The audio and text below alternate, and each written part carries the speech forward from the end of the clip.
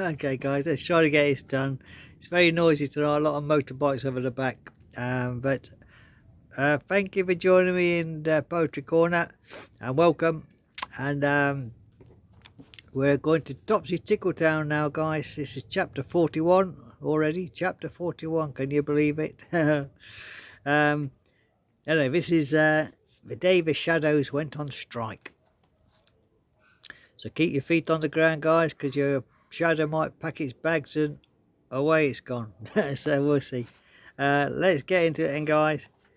It began after dawn's early light, when the sun peeked up golden and bright. But something strange rippled through the street. People moved, yet their shadows didn't meet. They stayed behind, arms crossed in gloom, muttering darkly, hiding behind a broom. So Stumblepants frowned. This must be a glitch.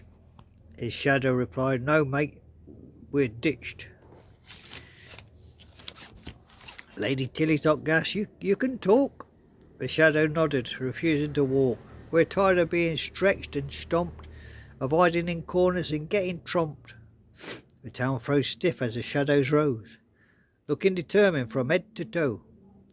They gathered in groups by the old lamp-post, and declared themselves the shadow of your smile union while eating toast.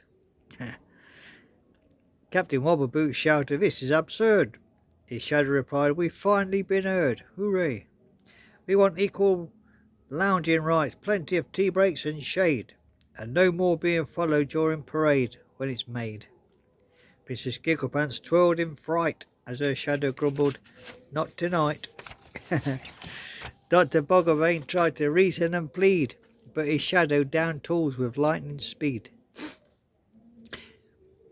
"I diagnose you with shadow fatigue, and me, I've been shadowless for a week."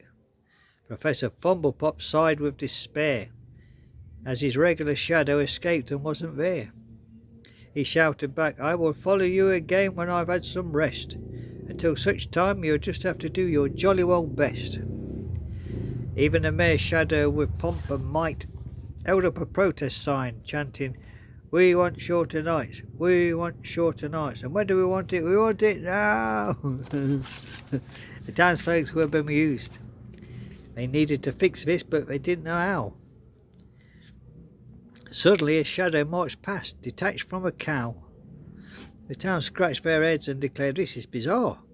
As shadows picketed near and far, they lounged by the trees, they sipped cool tea, they hosted a no-light jubilee. Children giggled, adults stared. Even the sun was puzzled and quite unprepared.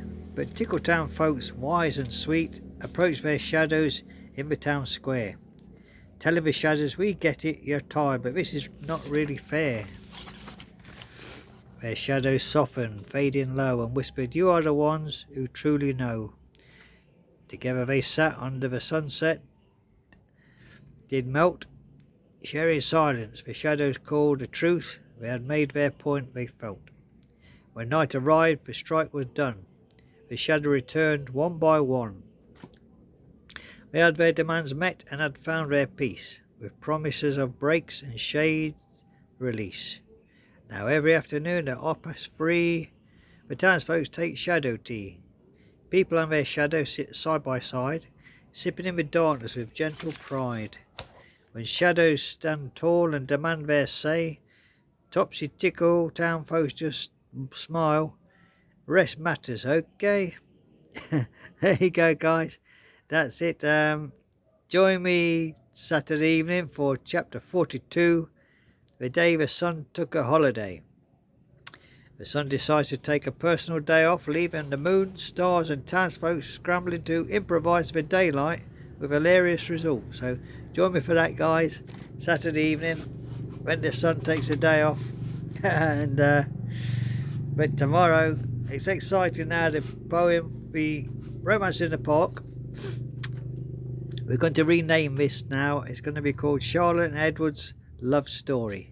Because as you know from this morning, I told you that we've given the romantic couple names now, Charlotte and Edward.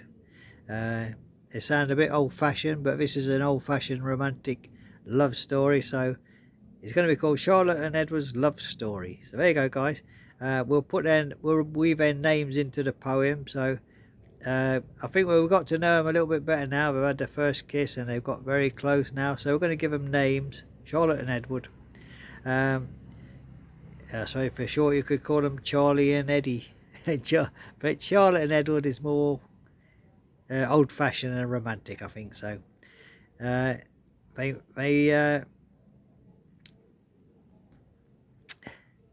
are by the fireside, opening their hearts to each other in the calm, glowing light. So don't miss it, guys.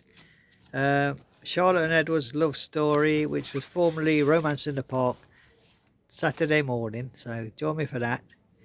We'll give them a day off on Sunday because we're going to have a spiritual poem dedicated to you churchgoers. So Charlotte and Edward's Love Story will have to wait till Monday after Sunday. So we'll give them a day off and let them recharge their romantic batteries. Until then, guys. Anyway, guys, thank you for joining me in Poetry Corner. I hope you've enjoyed all the poems this week. Stay tuned for Charlotte and Edward's Love Story tomorrow morning, and then we're off to Topsy Tickle down in the evening for the day the sun took a day off. So let's see what that's all about, guys. Until then, guys, have a very lovely evening. It's a weekend tomorrow, so I'll wish you a happy blessed weekend in advance, and enjoy it. But until then, you still got your Friday evening to enjoy. So I just say God bless to you and your families. Thank you for joining me at Poetry Corner. It's very much appreciated, and I like to tell you the stories and poems, guys, so just to make you smile. So if I made you smile, just one person, I've done my job. My work is done here. Okay, guys, take care now, and join me tomorrow morning for Charlotte and Edward's Love Story, formerly Romance in the Park. I think it's part 15 now. We're on 15, so there you go, guys. Take care now, and thank you for watching. Bye bye now.